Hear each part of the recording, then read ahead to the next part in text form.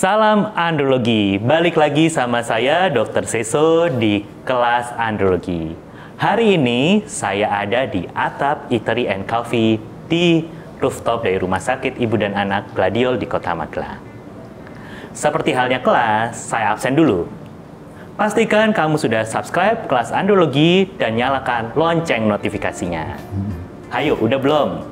Ayo buruan. Dan pastikan kamu jangan kabur di tengah jalan, karena nanti akan saya absen ulang. Hari ini saya nggak sendiri. Saya bersama narasumber yang luar biasa, yakni Dr. Dodi Sutanto, spesialis obstetri dan ginekologi konsultan di Rumah Sakit Ibu dan Anak Gladiol. Halo Dr. Dodi. Halo Dr. Seso. Gimana kabarnya dok? Luar biasa. Luar biasa ya, ceria sekali nih. Seperti di sini nih. Iya. Udaranya seger, ruangannya enak, kafe. Padahal ada di rooftop dari rumah sakit. Ya, betul. Rumah Sakit Ibu dan Anak Gladiol di Kota Magelang. Oke dok, kan ini rumah saya keren banget nih. Dan yang terkenal nih di Rumah Sakit Ibu dan Anak Gladiol ada layanan fertilitas dan bayi tabung Gladiol. Cerita, boleh cerita nggak? Ya bolehlah agak panjang atau sebentar singkat lah gitu tentang ya? Gladiol IVF lah. Ya. Nama dulunya Gladiol IVF. Kok bisa di kota kecil seperti Magelang nih gitu ya? Ada rumah sakit ya. Jangan menyepelekan. Saya juga kelahiran Magelang soalnya. Oh ya? Iya. Ya, kok bisa ada di sini? Gimana sih dok sampai dapat pangsit mendirikan Gladiol IVF? Ya. Oke, terima kasih sekali Dr. Seso ya. Jadi kalau perjalanannya cukup panjang ya. Kalau diceritakan semua pasti bisa berhari-hari saya cerita di sini ya. Tapi durasinya panjang nanti dok. Ya, terlalu panjang. Baik. Jadi sejak tahun 2012. Jadi berdirinya Gladiol IVF itu 2012 ya. Dan itu kita membutuhkan persiapan selama 2 tahun untuk sampai bisa membangun ini. Dan saya waktu itu ditemani oleh satu Dr. Diki Muhammad Rizal, ya, spesialis andrologi, dan juga yang kedua adalah Dr. Yuda Fibrianto, veterinary. Jadi beliau ada lulusan Korea, sedangkan Dr. Diki adalah salah satu staf dan sekarang guru besar di UGM ya. Jadi kita bertiga, satu sebagai dokter klinisi, dokter Obgyn yang menangani bidang wanita, kemudian juga dokter spesialis androloginya Dr. Diki, dan yang ketiga adalah Dr. Yuda Fibrianto itu tadi yang sebagai embriolognya. Ya. Jadi memang untuk suatu klinik bayi tabung itu butuh 3 itu yang bisa, satu mempersiapkan wanita, yang kedua mempersiapkan pria, dan yang ketiga adalah mengurusi embrionya. Ya. Dan kita akhirnya apa konsep yang kenapa kita sampai mendirikan ini ya? Sebetulnya latar belakangnya dari pribadi. Pribadi itu maksudnya adalah karena keinginan kita untuk membantu teman-teman dan saudara. Jadi pertama kali kita memang saat itu bayi tabung masih sangat sulit ya dijangkau, sehingga beberapa pasien yang harus dikirim ke luar kota, beberapa diantaranya kembali dengan 2 alasan. Satu, tidak terjangkau biaya, dan kedua, karena tempatnya terlalu jauh. Sehingga mereka harus mengorbankan, satu, kalau nggak biaya yang tinggi, kedua juga waktu yang banyak, menghabiskan waktu yang banyak untuk pulang pergi atau tinggal stay di suatu klinik bayi tabung di kota besar gitu sampai berminggu-minggu, dan itu akan sulit karena mereka harus bekerja. Sehingga kita sadar bahwa kita harus bila kita ingin menolong teman dan saudara ini, kita harus memiliki kekhususan. Dan kita akhirnya memang kita berangkat dari yang sederhana dan terjangkau. Sehingga kita, Dr. Seso mungkin sudah tahu, tagline kita adalah Simple and Affordable IVF. Simple artinya sederhana, sesimpel mungkin kita melakukan program-programnya, dan affordable. Jadi bagaimana caranya supaya bisa menekan biaya.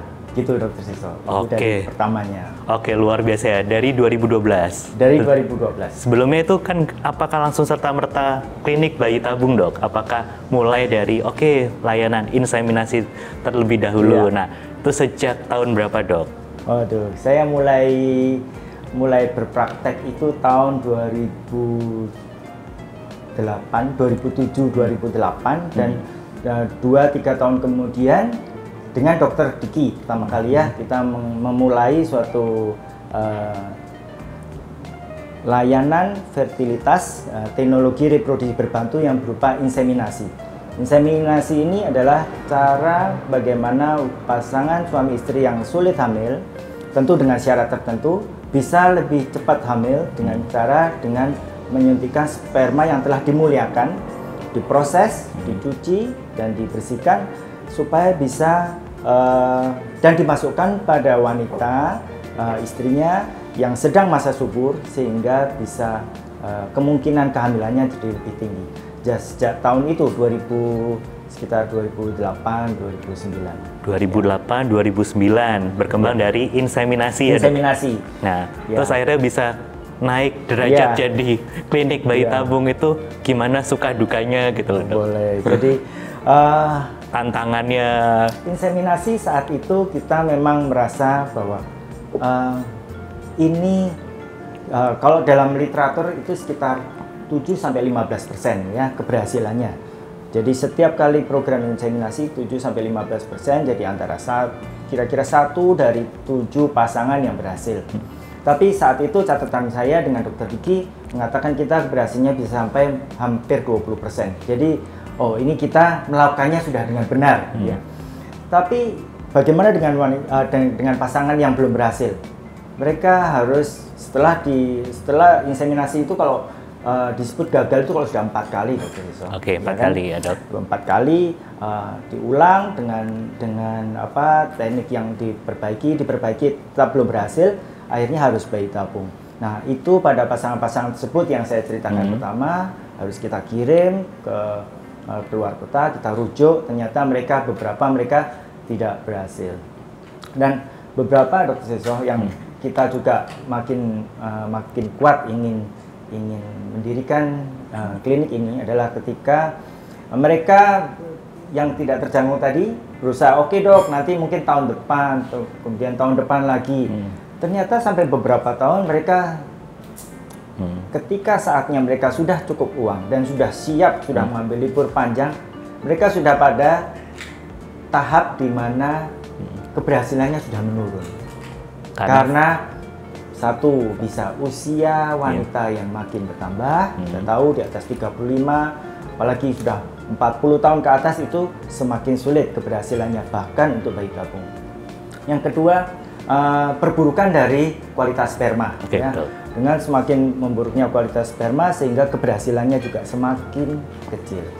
Karena itu ya kita harus segera mendirikan bayi tabung. Jadi dengan alasan-alasan seperti itu dan juga bantuan dari banyak pihak ya tentu saja kita bisa mendirikan. Ya, jadi beberapa yang menjadi titik tolak adalah kita melakukan kunjungan-kunjungan ya. Tentu saja pertama adalah mengikuti seminar-seminar, kemudian juga mengikuti kursus, kemudian juga kunjungan ke beberapa tempat yaitu yang pertama adalah klinik di Singapura, NUH ya. Itu kita belajar selama 2 minggu, kemudian juga Dokter Diki juga sehingga kita mengetahui bahwa bagaimana seluk-beluk dari bayi tabung itu. Kemudian yang kedua adalah melakukan kunjungan ke Kato Ladies Clinic di mana tuh, Dok? Di Jepang. Lagi Olimpiade Tokyo ya, Dok? Oh ya, ini pas ya. Jadi ingat lagi di Shinjuku itu. Itu adalah klinik bayi tabung yang menggunakan natural cycle terbesar di dunia. Jadi siklusnya waktu itu 20.000 siklus per tahun. Per tahun ya, Dok? Per tahun. Tahun 2011 itu di Indonesia digabung seluruh klinik hanya melakukan sekitar 3.000 sampai 4.000 siklus per tahun. Jadi untuk satu klinik itu sudah jauh lebih banyak daripada seluruh Indonesia. Gabung jumlah siklus yang telah dilakukan bayi tabung. Oke dok, jadi kan itu pas 2012 betul ya dok ya? Ya. Jumlah siklus di Indonesia baru sekitar 3.000 ya. Atau 4.000? Ya, sekitar itu. Ya. Nah, dan jumlah klinik bayi tabung juga masih sedikit ya tahun itu? Ya, betul. Ya. Terus bagaimana dokter bisa, ya oke, pastikan ada kegalauan. Dan saya buat ini, makanya tagline-nya simple and affordable. Ya. Nah, apa yang keistimewaan ini simple and affordable? Kan belum dijelaskan kepada kita semua. Jadi ya kita sebetulnya tahu diri waktu itu ya. Tahu diri karena kita tidak ada profesor di sini, bukan di kota besar ya. Kemudian tidak ada dana modal besar juga tidak ada. Kita hanya pertama modal semangat ya waktu itu ya. Tentu saja dari ilmu-ilmu yang sudah diberikan oleh guru-guru kita itu tentu saja sangat bermanfaat, dan saat itu kita berpikir sebetulnya kenapa ya sampai harus menggunakan hormon yang banyak sekali untuk mendapatkan satu kehamilan. Karena kita berpikir bahwa sebetulnya cukup satu sperma dan satu telur kan Dokter Seso untuk bisa menciptakan satu embrio dan satu kehamilan. Dengan kualitas yang bagus ya dok? Tentu saja, ya tentu saja itu. Nah, jadi saat itu kita jadi berpikir bahwa hanya butuh satu telur, satu sperma. Sehingga kita juga mengunggulkan ada yang namanya natural cycle.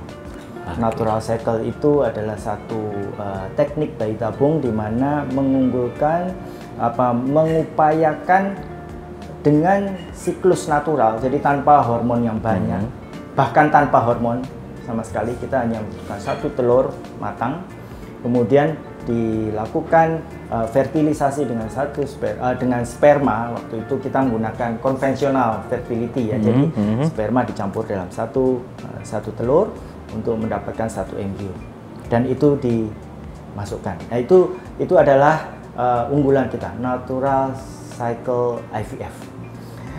Dan surprise-nya ya, ini ya. Saat itu banyak tentu saja masukan dari sahabat-sahabat, dari guru-guru, dari rekan-rekan semua bahwa natural cycle sangat-sangat sulit. Ya, natural cycle karena keberhasilannya sangat rendah. Tapi Dr. Yuda Fitrianto yang sudah saya sebutkan itu mengatakan bisa, kita juga bisa. Oke, berarti kita melakukan screening yang ketat,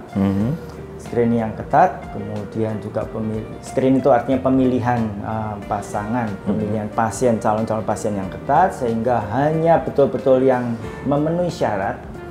Memang sulit hamil, terutama adalah tuba non paten atau saluran tubanya buntu, sehingga satu wanita masih muda, siklusnya bagus, spermanya bagus, tapi tidak bisa hamil karena salurannya buntu. Nah, ini adalah calon-calon yang tepat. Kita lakukan natural cycle, surprisingly sekali lagi keberhasilan 20%. Dari 5 embrio, satu berhasil hamil sampai menjadi bayi ya. Jadi itu benar-benar menjadi pembicaraan waktu itu bahwa dengan strategi yang tepat suatu itu bisa tercapai. Oke, luar biasa ya dok ya.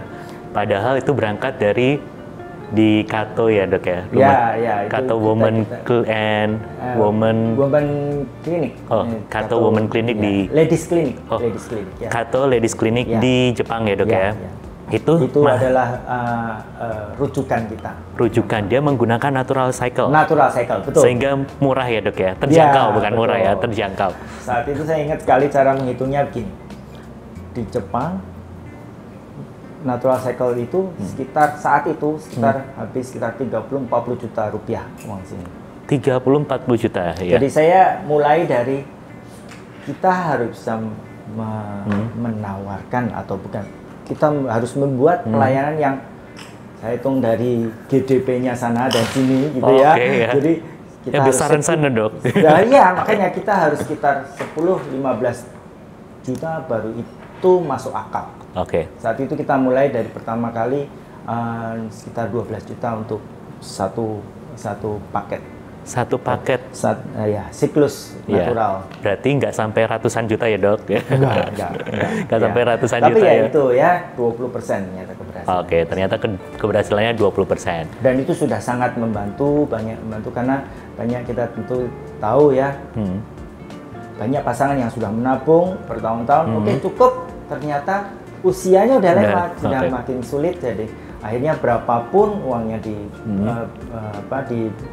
dikeluarkan untuk bayi tabung, kalau waktunya sudah terlewatkan itu menjadi sulit. Oke, yang penting timingnya Dok ya. Berarti tahu segera mungkin untuk memeriksakan diri, gitu ya. Betul. Datang ke dokter yang tepat, biar nggak membuang waktu, betul ya Dok ya? Betul.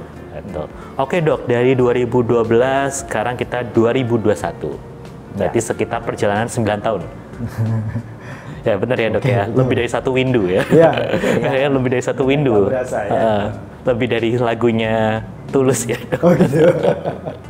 Nah, selama hampir 9 tahun ini ya, hampir 10 tahun ini, bagaimana perkembangan dari Gladiol IVF atau layanan fertilitas dan bayi tabung Gladiol ini? Tadi awal sekitar 20% keberhasilan betul ya Dok. Saat ini berapa sih Dok, kalau boleh di-share ke kalau teman-teman? Sekarang, apalagi tahun ini ya, kita sudah sungguh bersyukur bahwa ternyata keberhasilan dari total seluruh layanan ya, bentuk layanan, ada yang natural cycle, ada yang menggunakan hormon, ada yang tidak. Nah itu sekitar 43%. Oh luar biasa ya Dok, 43%. Sangat tinggi ya, itu dengan hitungan beta HCG sekitar 25 ya. Oke, beta HCG 25. Jadi 43%. Tentu saja kalau kita pilah-pilah lagi, kembali lagi usia di bawah 35 lebih tinggi, sedangkan 35 tahun ke atas menjadi sekitar 30%. Oke, berarti usia pemegang peranan penting ya Dok ya? Ya, tetap. Oke Dok, sudah 9 tahun ini perjalanan, apa saja sih layanan tambahan yang perkembangan dari Gladiol? Selain kafe kita ini ya Dok ya? Oh gitu ya. Selain kafe ini kan, ya servis lebih dari Rumah Sakit Ibu dan Anak Gladiol. Mana ada Dok rumah sakit yang di atasnya tiba-tiba ada kafe yang pemandangannya bagus nih Dok, ada Gunung Sumbing. Oke, cerita kafenya nanti ya. Tapi sekarang ini kita cerita mengenai Gladiol IVF lagi ya. Jadi tadi tentu saja waktu kita menggunakan natural cycle itu kita menggunakan alat-alat sistem yang sederhana. Tentu saja dengan semakin banyak yang berhasil, tentu banyak pasien-pasien datang yang tidak hanya yang muda, tapi juga usia lebih dari 35, bahkan 40, spermanya yang dengan kualitas yang kurang bagus, sehingga kita harus berkembang saja. Waktu itu saya ingat sekali kita sempat down juga ketika kita melakukan screening yang kurang matang. Jadi banyak pasien yang masih sudah lewat usia, tapi kita tetap masukkan dalam program. Ternyata itu menjadi suatu hal yang kurang bagus ya. Jadi kita sekarang sudah strict dengan screening yang tepat, maka keberhasilan menjadi seperti tadi. Tapi beberapa layanan yang kita kembangkan adalah pertama kali saya ingat sekali adalah menggunakan inkubator yang trigas. Trigas itu ada tiga gas yang dicampur jadi satu dengan satu inkubator. Kemudian juga berkembang lagi menjadi sekarang MIRI ya, MIRI dengan sistem inkubator yang kecil. Itu jadi suhu dan kemudian kadar CO2-nya terjaga, sehingga itu menjadi lebih baik. Kemudian juga ada ICSI. ICSI itu adalah cara menyuntikkan satu sperma. Bila kita mendapatkan sperma yang kurang bagus, tidak bisa konvensional lagi, tapi dimasukkan dengan menggunakan satu jarum kecil khusus untuk sperma, dimasukkan ke dalam sel telur, dan itu akan jadi menolong sehingga bisa fertilisasi bisa terjadi, pembuahan bisa terjadi dengan cara menyuntikkan seperti tadi. Kemudian yang terakhir adalah kita memberikan yang baru ya, sekitar 2 atau 3 tahun yang lalu menggunakan vitrifikasi, yaitu cara pembekuan cepat. Oke, pembekuan cepat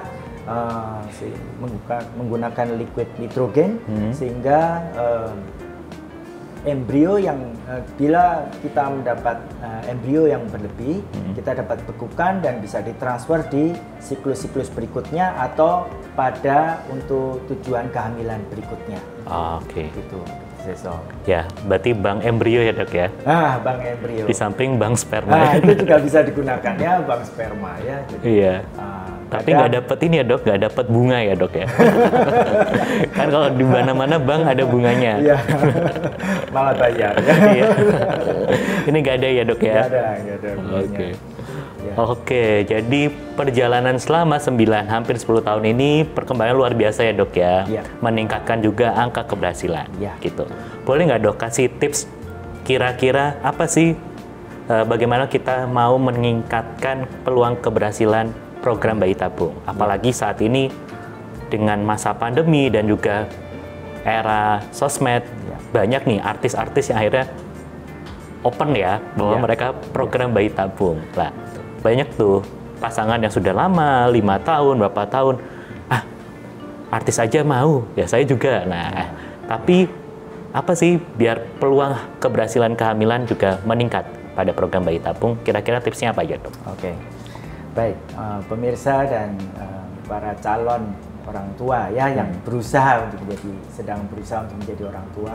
Jadi memang banyak hal yang harus dipikirkan. Yang pertama adalah satu pemilihan klinik ya. Pemilihan klinik ini saya mengusulkan ada 2 hal yang harus dipikirkan. Satu memang keberhasilannya, bagaimana record keberhasilan selama ini, bagaimana testimoni dari pasien-pasien yang sudah merasakan layanan di sana. Yang kedua adalah keterjangkauan tadi. Apakah klinik ini bagus sekali tapi dia ada di New York, ya itu akan sangat sulit bagi kita untuk bisa sampai ke sana dan dengan bisa melepaskan semua ya rutinitas di sini untuk program di sana tentu saja akan sulit. Nah, jadi carilah yang terjangkau, kemudian yang tadi keberhasilannya memenuhi standar dari medis. Nah, sedangkan dari usaha-usaha apa yang bisa dilakukan untuk persiapan itu, ya tentu saja tadi sudah saya sampaikan bahwa keberhasilan pertama yang sangat faktor pertama yang sangat mempengaruhi adalah usia. Jadi sebisa mungkin jangan menunda, ya jangan sampai menabung saya sudah siap bisa untuk 5 kali bayi tabung nih uangnya. Tapi pada usia yang sudah sangat sulit sehingga itu di atas 40, 41, 42. Oh ya, kembali lagi kita berhenti program di usia 43 tahun wanitanya. Karena secara teoritis dan secara bukti bahwa kita untuk bisa berhasil menjadi sampai ke bayi itu sudah 0 ya. Okay. Ya. Jadi sangat-sangat kecil kemungkinannya. Kalau sampai positif tes kencing masih bisa, tapi untuk sampai ke bayi itu kemungkinannya sangat kecil. Sehingga kita sebetulnya sudah berhenti di usia 43 tahun. Dan walaupun jadi bayi peluang ini ya dok, kecacatan pada anak ya, yang kayak kita tahu waspada sekali ya, sindrom Down dan lain sebagainya itu ya dok. Jadi harus banyak rangkaian tes yang harus dilakukan bila akhirnya terjadi keberhasilan kehamilan. Ya. Yang kedua adalah tentu dengan persiapan dari sperma. Ya. Kalau tadi dari wanita, kedua dari sperma. Kita tahu bahwa embrio terbentuk dari dua unsur genetik, dari telur dan dari sperma, dari 50%. Ada memang yang mengatakan bahwa yang penting telurnya bagus, nanti kalau sperma diiksi bisa. Tapi ternyata tidak semudah itu ya. Dokter Seso juga mesti tahu, kita harus cek kromosomnya. Kalau memang kualitasnya di bawah, itu nanti juga akan membawa dampak bahwa ada masalah di kromosomnya, sehingga keberhasilannya meskipun berhasil hamil tapi tetap ada kemungkinan keguguran yang tinggi, sehingga sebaiknya sperma harus dipersiapkan dengan optimal. Kalau maksimal tidak bisa, optimal ya, sehingga keberhasilan akan bisa lebih meningkat. Itu kedua. Yang ketiga adalah yang kita sudah akhir-akhir ini kita makin yakin ya, bahwa dari segi persiapan fisik yang paling penting adalah berat badan. Oh, berat badan, oke. Ya, berat badan. Lihat kamu sebut ya. Ya, berat badan yang kita pakai kategorinya ada dengan standarnya adalah BMI ya, Body Mass Index atau indeks massa tubuh. Jadi ketika wanita meningkat berat badannya, maka BMI-nya meningkat, yaitu menjadi kategori kelebihan berat badan. Ya, kemudian bila lebih gemuk lagi, kita menyebutnya menjadi obesitas. Nah, obesitas ini dalam catatan kita memang dia memberi kendala yang banyak pada program bayi tabung. Yang pertama, hormon yang dimasukkan harus lebih banyak. Yang kedua, hormon yang diberikan memberikan respon yang kurang. Jadi telurnya tidak sebanyak yang kita inginkan. Yang ketiga, ketika sudah sampai tahap transfer embrio, itu yang menempel lebih sedikit. Jadi itu sudah jelas, sehingga kita di sini juga salah satu screening untuk dia bisa keberhasilan menjadi tinggi adalah berat badan sebaiknya sebelum program harus sudah normal atau mendekati normal, dan terutama pada saat embrio transfer harus sudah normal. Oh, ya. Gitu ya dok. Itu kiat-kiat dari dokter Dodi ya, untuk berhasil program bayi tabung ya. Itu. Promil secara keseluruhan, betul ya dok ya? Betul. Oke dok, saat ini kan kita ada di masa pandemi gitu ya. Kira-kira banyak nih yang lagi mau promil tapi maju mundur gitu ya. Bukan cantik-cantik dong, maju mundur. Pingin mulai tapi takut, tapi kalau nggak mulai tadi usia, betul ya dok ya? Ya, betul. Kira-kira di Gladiol IVF ini apa sih yang screeningnya seketat apa? Ya. Baik, makasih dok Seso. Jadi tentu saja pandemi ini menjadi kegalauan tersendiri dari klinik-klinik bayi tabung, dan kita sebagai dokter yang bergerak dalam bidang promil ini, karena pasangan-pasangan ini kalau menunggu lebih lama seperti tadi nanti akan menjadi keberhasilannya menurun. Sedangkan kalau kita memulai dengan cara yang kurang waspada, maka bisa mendapatkan dampak yang kurang bagus. Misalnya terjadi klaster gitu ya, penularan di antara kita dari staf ke pasien atau pasien ke kita, sehingga akan menjadi dampaknya menjadi tidak baik. Tapi selama berarti kita sudah jalan berapa? 1,5 tahun, hampir 2 tahun ya. Hampir 2 tahun dok. Pandemi kita sudah belajar banyak, dan kita mengikuti semua protokol kesehatan, dimulai dari depan ya, dimulai dari sebelum datang. Kita sudah umumkan sebaiknya mereka melakukan tes swab, kemudian memastikan tidak dalam keadaan sakit ya, COVID ya. Kemudian pada saat di sini tentu saja setiap yang mulai program dari rumah sakit sendiri sudah menjalankan dengan baik, mulai dari jaga jarak, menggunakan semua masker, kemudian juga tadi screening bila ada yang demam, ada yang batuk, pilek, semua harus melalui UGD dulu, dipastikan bukan COVID, baru boleh masuk. Di dalam klinik sendiri, di dalam klinik itu kita juga menerapkan itu. Semua yang memulai program sebaiknya dilakukan tes, ya, tes supaya memastikan tidak dalam pertengahan ternyata sudah menderita. Ya. Jadi itu penting sekali. Dan saat yang paling penting adalah saat sebelum pengambilan telur OPU dan saat embrio transfer, itu juga kita memastikan pasien bebas dari COVID, dan sebaliknya kita sendiri juga ya, ya dokter, perawat tentu saja tidak bisa tidak, kita ada beberapa yang mengalami sedikit dan itu tentu sudah tidak dibebas tugaskan sementara. Dibebas tugas. Oke dok, ini pertanyaan pamungkas nih. Ya. Pertanyaan pamungkas. Jadi begini, banyak yang sekarang lagi gencarnya vaksinasi dari pemerintah ya. Ya. Nah, banyak yang bertanya mengenai gimana dok, saya mau promil sama ini ada tawaran vaksin gimana? Apakah saya tunda promilnya atau tunda vaksinnya? Nah itu ya masih kegalauan. Ya. Di antara yang lagi promil nih, apalagi ibu-ibu yang sering galau gitu, karena takut efeknya. Nah, kalau pendapat Dokter Dodi gimana? Ya, baik.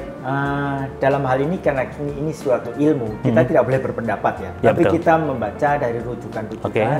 Kita tahu dari beberapa rujukannya adalah satu American Society of Reproductive Medicine, ya, kemudian juga dari lembaga-lembaga dunia. Memang pada saat awal pandemi itu kita stop. Betul, berapa bulan itu saya ingat ya, bisa sampai 3 bulan atau 4 itu bulan stop semua, tidak boleh melakukan program karena kita tidak tahu apa dampak COVID ini terhadap kehamilan, terhadap janin maupun pada ibunya. Kemudian juga setelah ada vaksin itu juga ada kegalauan lagi. Bagaimana dampak dari vaksin ini terhadap program-program hamil dan pada bila hamil itu terjadi ternyata berhasil hamil, bagaimana dampaknya. Tapi dengan berjalannya waktu sekali lagi sudah banyak rekomendasi yang keluar bahwa ternyata COVID tentu saja COVID ini tidak memberikan dampak yang nyata pada kehamilan berapapun. Oke. Sehingga silakan bila hamil tadi ya, tidak usah khawatir pertama, tapi tentu saja kehamilan bisa memperberat bila terkena COVID. Nah, itu yang satu. Yang kedua, tidak ada kelainan yang timbul pada wanita-wanita yang menderita COVID. Sehingga terakhir bahwa untuk vaksin sendiri baru-baru ini kita sudah mendapat anjuran bahwa wanita hamil segera saja divaksin. Oke.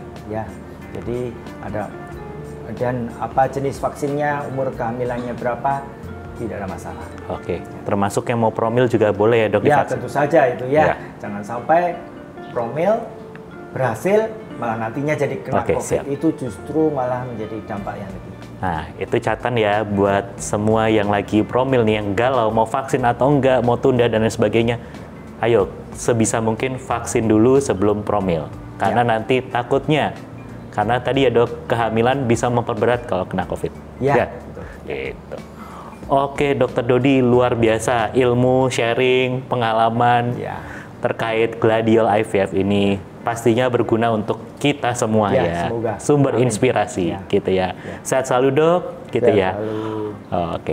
Oke, gimana? Menarik bukan topik kelas andrologi hari ini? Nah, kalau suka jangan lupa kasih jempolnya.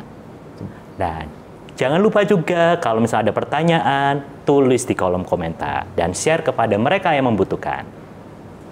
Oke, saya ingatkan lagi, jangan lupa untuk subscribe kelas andrologi supaya kamu nggak ketinggalan materi kelas andrologi berikutnya.